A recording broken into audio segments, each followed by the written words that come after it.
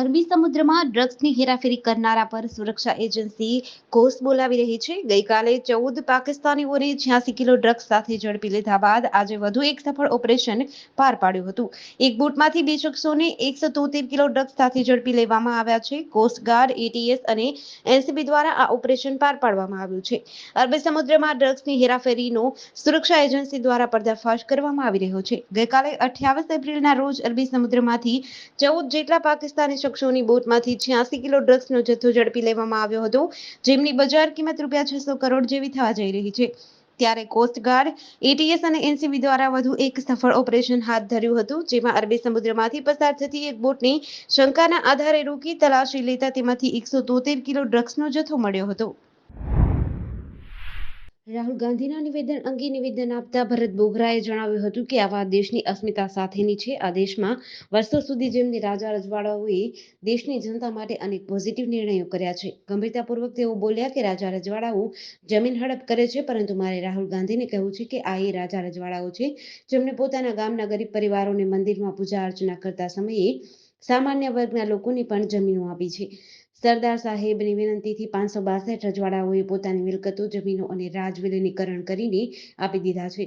આ દેશની જનતાનું અને દેશના ભવ્ય ઇતિહાસનું અપમાન છે.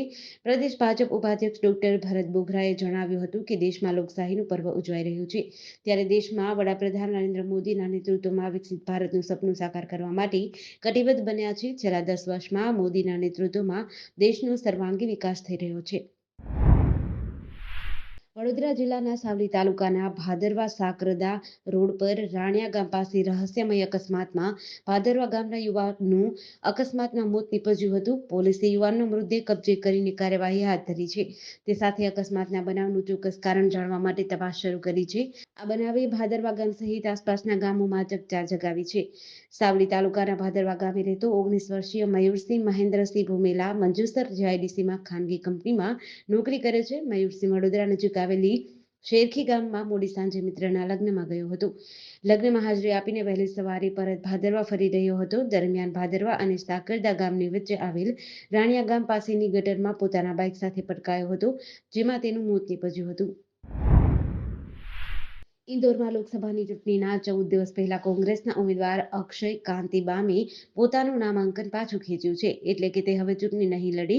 સોમવારે તેઓ ભાજપના મહાસચિવ અને મંત્રી કૈલાશ વિજયવર્ગીય અને ધારાસભ્ય રમેશ મેંદોલા સાથે કલેક્ટર કચેરી ગયા હતા અને પોતાનું નામાંકન પાછું ખેંચ્યું હતું. ઇન્દોરમાં ઉમેદવારી પાછી ખેંચવાનો આજે છેલ્લો દિવસ છે. કલેક્ટર કચેરીમાંથી ઉમેદવારી પાછી ખેંચી લીધા બાદ અક્ષય ભાજપ કાર્યાલય પર પહોંચીને પાર્ટીમાં જોડાયા હતા. કૈલાશ વિજયવર્ગીયે સોશિયલ મીડિયા પર લખ્યું, ઇન્દોરથી કોંગ્રેસના લોકસભા ઉમેદવાર અક્ષય કાંતિનું ભાજપમાં સ્વાગત છે. અગાઉ 22 એપ્રિલે ભાજપના ઉમેદવાર મુકેશ દલાલ સુરત લોકસભા બેઠક પરથી બિનહરીફ ચૂંટાયા હતા. વાસ્તવમાં અહીંથી કોંગ્રેસના ઉમેદવાર નિલેશ કુંભાણીનું ફોર્મ રદ કરવામાં આવ્યું હતું. તેમના ઉમેદવારી પત્રમાં સાક્ષીઓના નામ અને સહીમાં ભૂલ હતી. પૂર્વ વડાપ્રધાન એચ.ડી. દેવગૌડાનો પરિવાર સેક્સ સ્કેન્ડલના આરોપોથી ઘેરાયેલો છે. દેવગૌડાના ધારાસભ્ય પુત્ર એચ.ડી. રેવન્ના અને સાંસદ પૌત્ર પ્રજ્વલ રેવન્ના વિરુદ્ધ તેમની નોકરાણીનું યૌન શોષણ કરવા મામલે હાસનના હોલેન રસીપુર પોલીસ સ્ટેશનમાં એફઆઈઆર નોંધાવવામાં આવી છે. પ્રજ્વલના 200થી વધુ વાંધાજનક વિડીયો વાયરલ થતા કર્ણાટકમાં રાજકીય ખળભળાટ મચી ગયો છે. વાયરલ વિડીયોમાં દેખાતી મહિલા રડી રહી છે અને છોડી દેવા માટે વિનંતી કરી રહી છે અને પ્રજ્વલ વિડીયો શૂટ કરી રહ્યો છે. કર્ણાટક મહિલા આયોગના અધ્યક્ષ નાગલક્ષ્મી ચૌધરીએ તેને રાજ્યનું સૌથી મોટું સેક્સ સ્કેન્ડલ જણાવ્યું છે. આ દરમિયાન કર્ણાટકના સીએમ સિદ્ધારમૈયાએ તપાસ માટે એડીજીપી વી.કે. સિંહના નેતૃત્વમાં 3 સભ્યોની એસઆઈટીની રચના કરી છે. તેમાં ડીજી સીઆઈડી સુમન ડી પેનેકર અને આઈપીએસ સીમા લાટકરનો પણ સમાવેશ થાય છે. તેઓએ આ મામલે તપાસ શરૂ કરી છે. લોકપ્રિય ટીવી સિરિયલ તારક મહેતા કા ઉલ્ટા ચશ્મા કોઈને કોઈ વાતને લઈને વિવાદમાં રહે છે. હવે આ સિરિયલમાં સોઢીનું પાત્ર ભજવનાર ગુરુચરણ સિંહ દિલ્હીથી 6 દિવસથી ગાયબ છે. ગુરુચરણના પિતા હરજીત સિંહે દિલ્હી પોલીસ સ્ટેશનમાં દીકરો ગુમ થયાની ફરિયાદ નોંધાવી છે. ગુરુચરણ સિંહ દિલ્હીથી મુંબઈ આવવા નીકળ્યો હતો, જોકે તે દિલ્હીમાં પણ નથી અને મુંબઈ પણ ઘરે નથી આવ્યો. દીકરો મુંબઈ ન પહોંચતા અંતે ગુરુચરણના પિતાએ પોલીસ ફરિયાદ કરી હતી. પ્રાથમિક તપાસમાં જાણવા મળ્યું છે કે અભિનેતા ટૂંક સમયમાં લગ્ન કરવા જઈ રહ્યો હતો.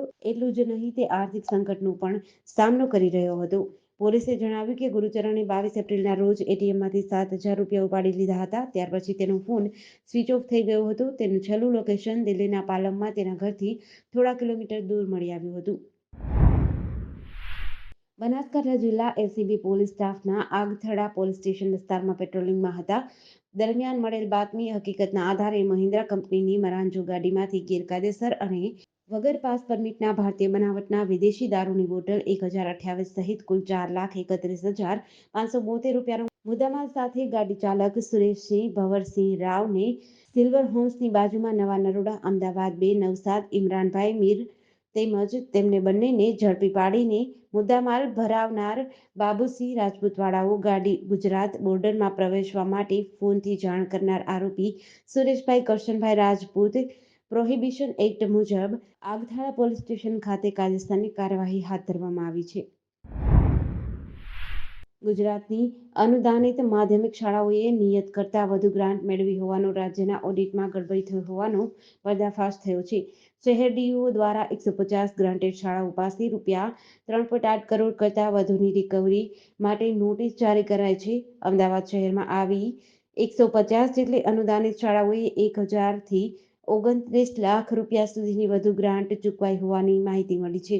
ઓડિટમાં સૌથી વધુ જે શાળાઓ સામે રિકવરી નીકળી છે, જેમાં મણિનગરની જય સોમનાથ હાઈસ્કૂલ પાસે ₹62.49 લાખ, આશ્રમ રોડ પર આવેલી શ્રી વિદ્યાનગર સ્કૂલ સામે ₹29.79 લાખ, ભગવતી વિદ્યાલય મહાવીરનગર ₹14.05 લાખ એમ 150 જેટલી શાળાઓની રિકવરી કાઢવામાં આવી છે. સમય મર્યાદામાં રિકવરી ભરી ચલણ જમા કરાવવામાં નહીં આવે તો તેવા સંજોગોમાં શાળા વિરુદ્ધ નિયમ મુજબ કાર્યવાહી થશે. બોટાદ જિલ્લા ભાજપ કાર્યાલય ખાતે ભરતી મેળો યોજાયો હતો. બોટાદ જિલ્લા આમ આદમી પાર્ટી તેમજ કોંગ્રેસના લઘુમતી મોરચાના આગેવાનોએ આજે આપ તેમજ કોંગ્રેસ પક્ષ સાથે છોડીને ભાજપ કાર્યાલય ખાતે જિલ્લા ભાજપ પ્રમુખ, જિલ્લા લઘુમતી મોરચાના પ્રમુખ સહિત ભાજપના આગેવાનોના હસ્તે ભાજપનો ખેસ ધારણ કર્યો હતો. આજરોજ બોટાદ જિલ્લા ભાજપ કાર્યાલય ખાતે બોટાદ શહેર કોંગ્રેસના પૂર્વ પ્રમુખ શ્યામ હુસેન સહિત બોટાદ નગરપાલિકાના પૂર્વ સભ્યો તેમજ જિલ્લા સંગઠનના આગેવાનો મળી આશરે 100થી વધુ લઘુમતી સમાજના આગેવાનોએ ભાજપનો ખેસ ધારણ કર્યો હતો.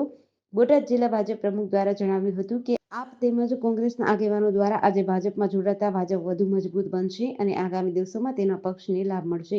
તેની વાત સાથે જિલ્લા ભાજપ તેમજ શહેર ભાજપના આગેવાનો દ્વારા તમામને આવકારી ભાજપનો ખેસ અને ટોપી પહેરાવી હતી.